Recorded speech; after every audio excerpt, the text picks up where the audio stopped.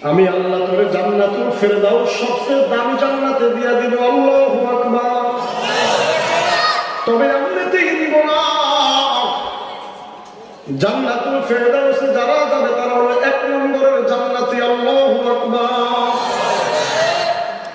উপরের জায়গায় বসতে হইলে যেরকম বল একটু জোরে মারা লাগে, জোরে একটু দৌড় দেওয়া লাগে, ঠিক তেমনি ভাবে জান্নাতুল ফেরদাউসে যদি যাইতে চাও, মন চায় জিন্দেগি চালাইলে হবে না, এর আগে কিছু আমল করা লাগবে।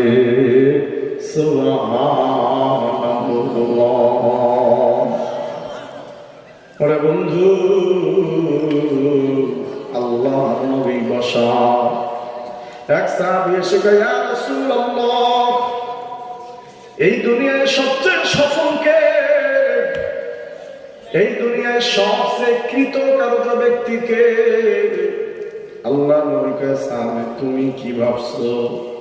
সাহাবী কয়, ইয়া রাসূলুল্লাহ, আমাদের মধ্যে যার টাকা পয়সা বেশি মানুষ তারা সফল মনে করে, ঠিক কিনা?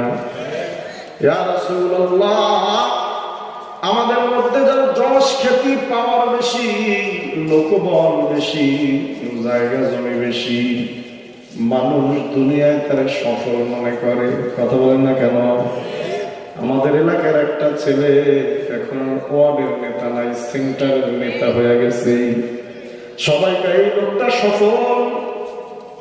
একজনের ব্যবসা এখন শুধু এই জায়গায় নাই, ব্যবসা এখন ভোলার শহরে চলে গেছে, 5 তলা বাড়ি। গ্রামের সবাইকে হচ্ছে সফল আর কেউ নাই। কথা বলেন না কেন? একটা ছেলে বড় লেখাপড়া করে বড় একটা সরকারি চাকরি পেয়েছে, এই লোকটা সফল। আল্লাহু আকবার। আল্লাহ নবী সাহাবী এসে কয়, ইয়া রাসূলুল্লাহ, আমাদের সমাজে যার টাকা পয়সা আছে, যশ খ্যাতি ক্ষমতার পাওয়ার আছে, লোকবল আছে, তার মানুষ সফল মনে করে। এ রাসূল, আমি আপনার কাছে জানতে চাই এইগুলো কি সফলতা নেই? আল্লাহ নবী চুপ হয়ে গেলেন। হযরত জিবরাইল কোরআনের ওহী নিয়ে হাজির হয়ে গেল।